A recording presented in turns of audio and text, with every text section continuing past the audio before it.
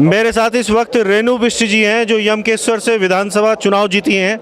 जैसा आप जानते होंगे कि लगातार 15 साल से वहाँ पर चुनाव लड़ रही थी, निर्दलीय चुनाव लड़ रही थी, रक्षा मोर्चा से चुनाव लड़ा, लेकिन सफलता नहीं मिली। अब उन्हें सफलता मिल गई है। आइए उनसे जानते हैं कैसा महसूस कर रही हैं। रेणु जी, आपकी बड़ी लंबी तपस्या रही, हम तो बार बार वहाँ आते थे, अच्छा मत पड़ता था आपके पक्ष में, 10,000 से ज़्यादा मत पिछली बार भी पड़ा। इस बार आप सफल हो गई हैं, कैसा महसूस कर रही है, पहले तो ये बताइए आप। देखिए, जिसको सफलता इतने लंबे इंतज़ार के बाद मिले तो उसको तो कैसे अच्छा लग सकता है, वो आप अच्छी तरह जानते होंगे।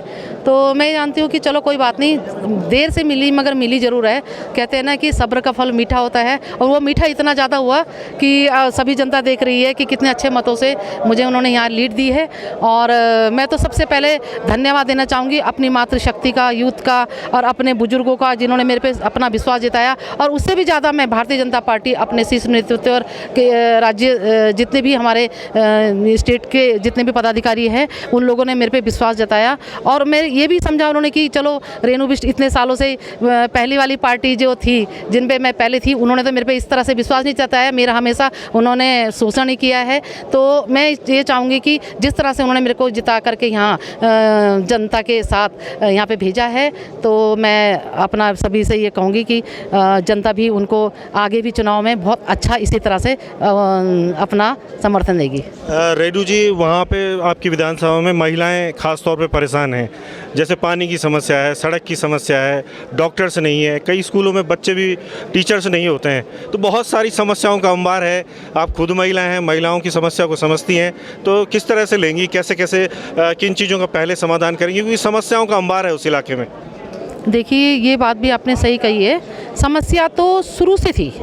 जब मैं ब्लॉक प्रमुख भी बनी तब भी समस्या थी, आज भी समस्या है, और आगे भी मुझे लगता है बढ़ती रहेगी समस्या, ऐसा कुछ नहीं है। हाँ, कितना % मैंने काम किया है ये डिपेंड करता है, ठीक है ना। तो जब मैं ब्लॉक प्रमुख थी उस समय वहाँ सड़क नहीं थी, यहाँ तक कि कोई डामरीकरण नहीं था, मगर वहाँ बाद में इतनी सड़कें भी बनी है, डामरीकरण भी हुआ है, पानी की करोड़ों की मैंने पंपिंग योजना स्वीकृत करी है, तहसील बनाई, बहुत काम हुए, करोड़ों अरबों रुपये के काम हुए। तो मेरे को अपने पे पूरा विश्वास है, मेरी जनता का भी मेरे पे विश्वास है, और मुझे अपने पे पूरा विश्वास है कि जो वो चाहेंगे वो पूरा होगा। एक अंतिम छोटा सा सवाल आपसे कि आपकी जो विधानसभा है वो पर्यटन को लेके, जो आपका स्वर्गाश्रम वाला क्षेत्र है, काफ़ी प्रसिद्ध है, लेकिन वो जो सड़क है पूरी, जो घट्टू घाट होते हुए आगे जाती है, या क्या कहते हैं उसमें पार्किंग की व्यवस्था अगर ढूंढी जाए तो पार्किंग नहीं मिलती। अभी शिवरात्रि का जो मेला लगा था तो वहाँ पर ज़बरदस्त समस्या रही, जाम रहा, उसको लेकर क्या है रणनीति आपकी? देखिए, हाँ, ये मेरी बात हुई थी, आपने बहुत अच्छी बात भी कही है। मेरी व्यापार संगठन के साथ बात भी हुई थी, हालांकि मैंने चुनाव के दौरान ही बात करी थी, उन लोगों की डिमांड थी मेरी, तो मैंने उनसे कहा कि थोड़ा ये चुनाव हो जाए, उसके बाद बैठ करके इस समस्या का समाधान भी करेंगे और आपको देखने को भी मिलेगा। धन्यवाद, एक बार बहुत बहुत बधाई फिर से आपको।